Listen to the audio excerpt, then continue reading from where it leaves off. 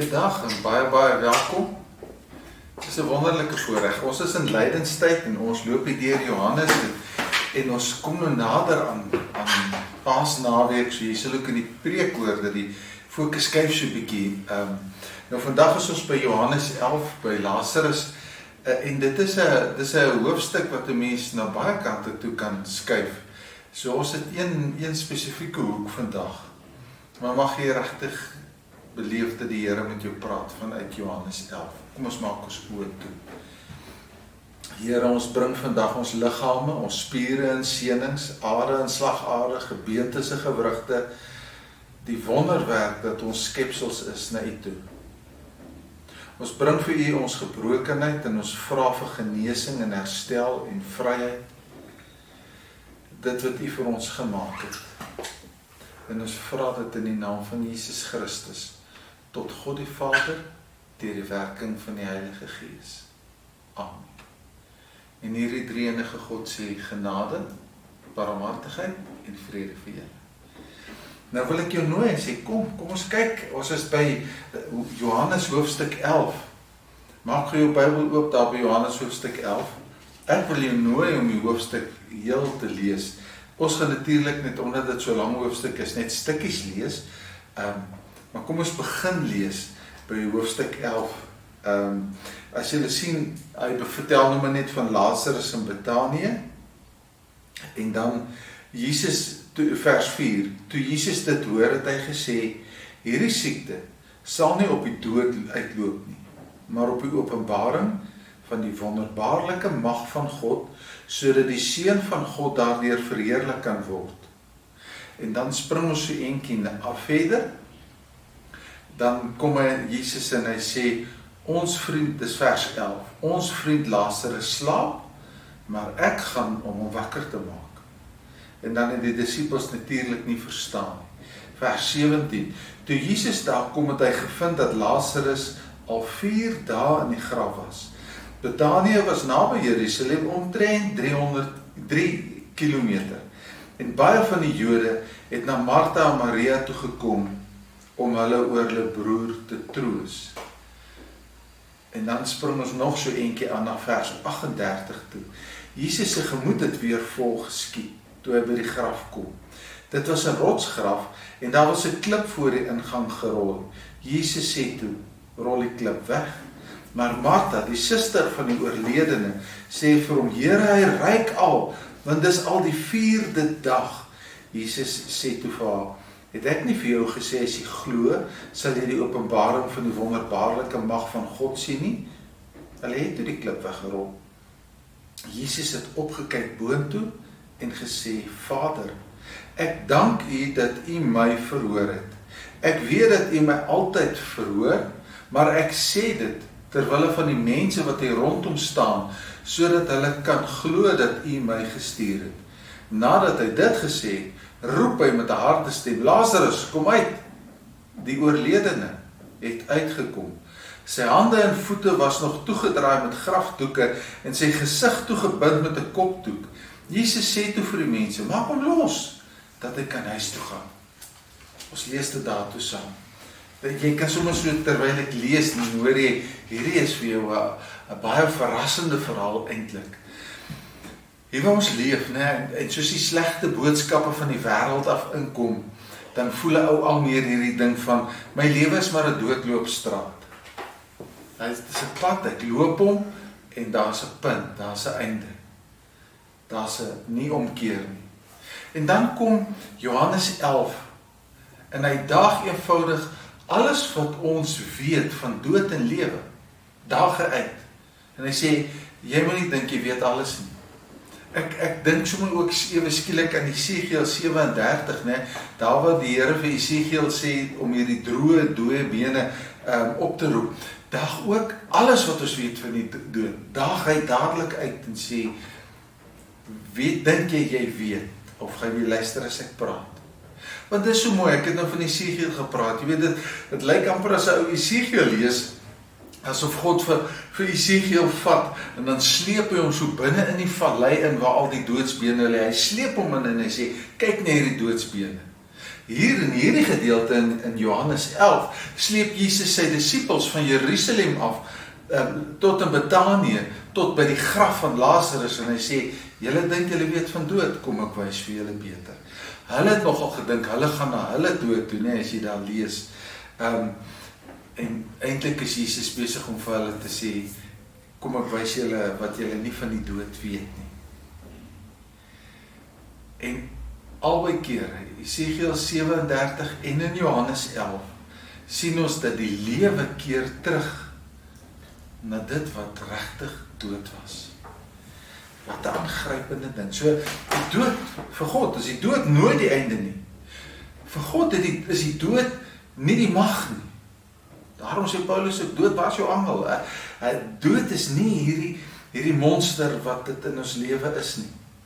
Gary Habermas het op 'n punt 'n verhaal geskryf, dit was eintlik maar sy worsteling, ook met dood, want sy vrou is dood in 1995, en hy sê, al het ek baie boeke geskryf, het ek in 'n diep worsteling gegaan, en ek het God gevra, Here, waarom moes my vrou Debbie sterf? Waarom moes sy sterf? Hy sê, en dan antwoord God hom elke keer, Gary, ek het my seun uit die dood opgewek. Dan sê hy, ja Here, ek glo dit, maar waarom moes Debbie sterf? Hy sê, Gary, het ek nie my seun uit die dood opgewek nie? Ja Here, maar, en so het sy worsteling aangegaan. Dit was hierdie vraag waarop hy net nie 'n antwoord kon kry nie, hy kon God se antwoord nie hoor nie, tot eendag toe hy dit gesnap het. En hy besef het, 30 na Christus, toe Jesus gesterf het, en hy opgestaan het hy ook gesê, met my opstanding verklaar ek daar's 'n hemel. En as Jesus uit die doodheid opstaan, gaan Debbie uit die doodheid opstaan. En as Jesus opvaar hemel toe, gaan Debbie opvaar hemel toe. En ek gaan eendag uit die doodheid opstaan, en ek gaan opvaar hemel toe. En daar gaan ek haar en God weer ontmoet. So al lyk dinge nou vir my pikdonker, baie sleg, 'n swaar opstanding, is dit eintlik 'n wonderlike punt. Want weet jy, God kan in enige muur 'n gat slaan. In enige muur slaan God 'n gat. Arthur Koestler het op sy manier gedink daaroor, en hy het gesê, die wêreld het nie 'n plan nie. En dis eintlik waar, nee, as ons in hierdie lewe, want ons dink, as mense van hierdie wêreld, soos hierdie wêreld, die wêreld het nie 'n plan nie. Jy word gebore, jy word groot, jy gaan dood. Die wêreld het nie 'n plan nie. Jy sê, maar God het 'n plan. Dink bietjie daaroor. God het 'n plan. Jy word gebore, jy lewe, jy word groot, jy gaan dood, en dan het die gelowiges die ewige lewe. God het 'n plan, die ewige lewe. God se plan word net eenvoudig anders gemeet en geweeg as ons hele lewe. En die beste bewys daarvan is toe Jesus op ouderdom 33 aan die kruis was. Op 33, jongman in die vleur van sy lewe aan 'n kruis. Dis 'n mislukking. Dis 'n flop. Dis 'n flop. Hoe kan jy dit suksesvol noem? Totdat jy sê, wag 'n bietjie, Jesus het nie die leer van sukses geklim nie, maar wel die kruis van oorwinning. As jy dit kan begryp, dat jy dit jou eie maak, Jesus het nie die leer van sukses geklim, maar wel die kruis van oorwinning. Dan besef jy, God se plan is dramaties en drasties anders as enige plan wat ons as mense ooit aan kan dink. Ons kan nie planne maak, die wêreld het nie 'n plan nie, maar God se plan werk.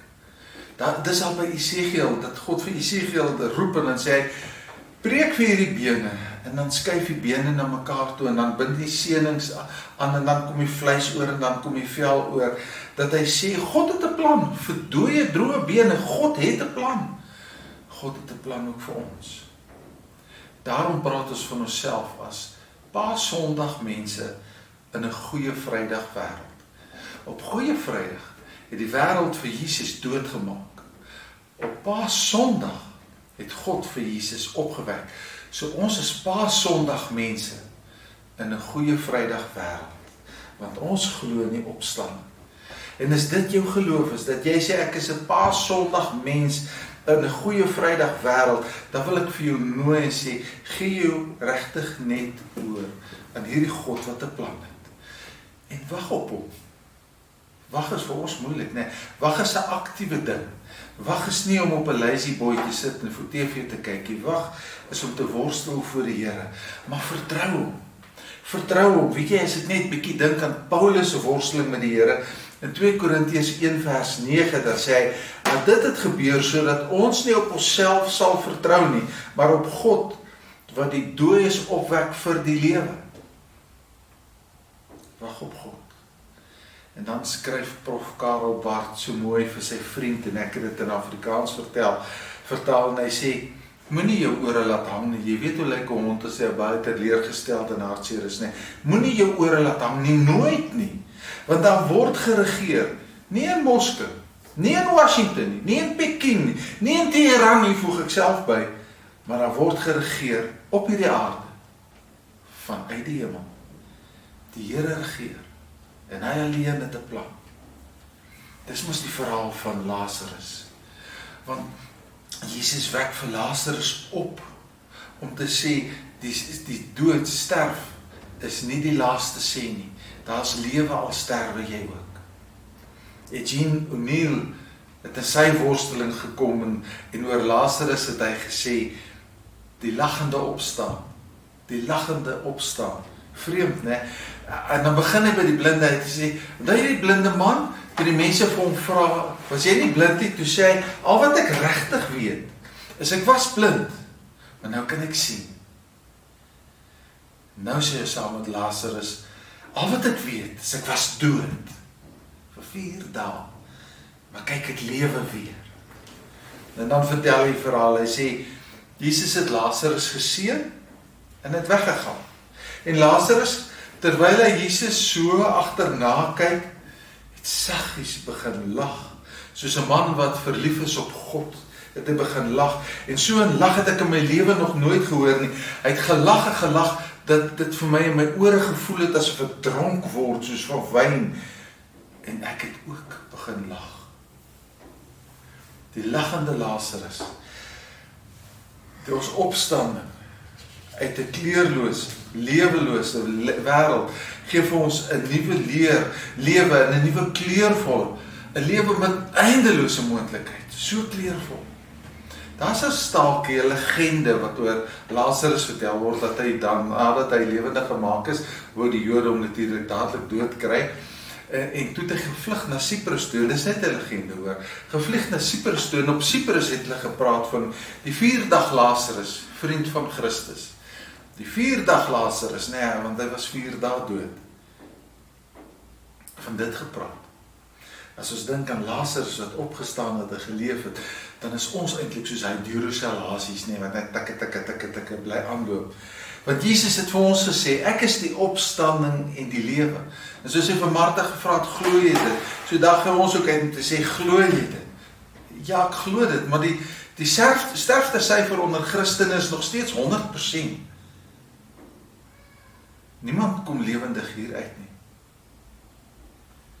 Maar hierdie opstanding van Lazarus, dat Jesus kon sê, sien jy, Lazarus het gesterf, maar kom ek wys jou, hy lewe steeds, al moes hy toe weer sterf. Dit maak net dat, wanneer ek en jy sterf, dat ons weet, dat ek opstaan in my Vaderhuis, daar waar ek regtig veilig is, en waar daar vrede is, waar alles oukei is. Die veiligheid wat ek beleef by my Vaderhuis. En dit sê vir ons, dis nie so belangrik hoe lang ek leef nie, maar dis meer belangrik hoe ek leef. My kwaliteit van lewe. Want in ons lewe is daar 'n getuienis wat nooit ophou nie. So ek wil terugkom waar ek begin het. Ons dink aan ons lewe en aan die dood hier as 'n doodloopstraat. Ek ry in die pad af en daar's ergens 'n stop en daar's dit verby. Dis nooit vir God so verby in Christus Jesus nie. Nooit nie. Vir God is daar lewe. Kom ek vertel jou 'n verhaal, sommer net 'n wysheidsverhaal wat jy na kan luister. Daar was lank gelede 'n ou man, 'n arm ou man, wat die pragtigste wit perd hings gehad het. So mooi hings. Almal wil altyd die hings by hom koop en hy het net gesê nee, is nie te koop nie. Dan sê die dorpse mense vir hom, maar jy's dom man, verkoop die hings vir watter prys ook al die mense sal betaal, dan het jy geld om van te lewe. Nee, sê hy, ek gaan nie my hings verkoop nie. Een oggend word hy wakker en die perd is nie in die stal. Die dorpsmense kom nou, ja, jou dwaas, ons het vir jou gesê verkoop omdat jy geld kan kry, nou het jy niks. Hy sê, nee, julle moet nie so vinnig praat nie. Al wat ons wel kan sê, is die perd is nie in die stal. Ja, maar hy is weg, hy is dood. Hy sê, nee, ons kan dit nie sê nie. Ons kan sien die stal is leeg. Al wat ons kan sê is die perd is nie in die stal nie. 15 dae later, toe kom daai wit hings aan, met 12 wilde perde. En die mense sê vir die ou man, jy was reg. Ons het te vinnig konklusies gemaak oor wat ons nie geweet het nie. Jy's reg. Nou het jy 12 perde wat jy kan inbreek en verkoop. En hy en sy seun het dadelik begin om die perde in te breek en hulle so een verkoop. En die mense sê, ou man, jy was wys. Nou het jy ryk, nou het jy genoeg geld. En toe eendag val sy seun van die perd af en hy breek albei sy bene. En die mense sê vir hom, daar het jy nou jou kind se lewe opgemors. Jou enigste seun se lewe is gebreek, jy het niks meer oor nie. Hy sê, moenie so vinnig praat nie. Al wat ek kan sê is, my kind se bene is gebreek. Hy kan nie nou perd ry nie. Toe word daar oorlog verklaar en die weermag kom en hulle roep al die jong manne op. Maar hulle kan die jong man nie oproep nie, want sy bene is gebreek. En die mense sê vir die ou man, jy weet, weer eens was jy wys, want ons verloor ons kinders in die oorlog, maar jou kind bly by jou. En as sy bene weer reg is, kan hy weer perd ry. En die ou man sê, dit is onmoontlik om met julle te praat. Julle is altyd besig om gevolgtrekkings te maak oor wat julle nie weet nie. Al wat ek weet, is my seun se bene is gebreek. Weet jy wat, dit is die verhaal wat ons regtig moet neem in lydenstyd. Al wat ek weet, is Jesus het op Goeie Vrydag gesterf. En al wat ek weet is Jesus het op Paasondag uit die doodheid opgestaan en ek gaan sterf en ek gaan opstaan tot 'n ewige lewe. Dis nie 'n doodloopstraat nie, ek word gebore en ek word groot en ek gaan dood en ek leef vir ewig. Al die ander konklusies wat ons so vinnig maak, weet ons nie. Dan moet ons eers sien. Kom ons bid saam. Here, al wat ons weet, is U is die opstanding en die lewe. En dit glo ons, Here, met ons hele wese. En daarom sê ons vir U dankie. Dankie dat ek kan leef. Dankie dat in my diepste rou en smart, ek kan U vashou en U vir my vashou. En dankie dat ons kan bid, sê Maranatha, kom asseblief, Here, kom verlos ons van hierdie sondige wêreld, waar die swaar en seer so erg is. En plaas ons by U in die Vaderhuis, tot in ewigheid. Amen. Ek wil jou nooi, as jy vir die Here 'n dankoffer het om te gee, is jy baie welkom. Ons as kerk sal jou dankoffer in die koninkryk van God gebruik, op die regte manier. Maar nou wil ek jou nooi en sê, ek gaan nou die seën uitspreek, maar dis nie sommer net om te sê ons is klaar nie. Die Here gee vir ons sy seën om te sê, ek stap saam met jou, ook in hierdie swaar tyd van jou lewe. So daarom ontvang sy seën. Mag die genade van die Here Jesus Christus, mag die liefde van God ons Vader, en mag die troos van die Heilige Gees by jou wees. Amen.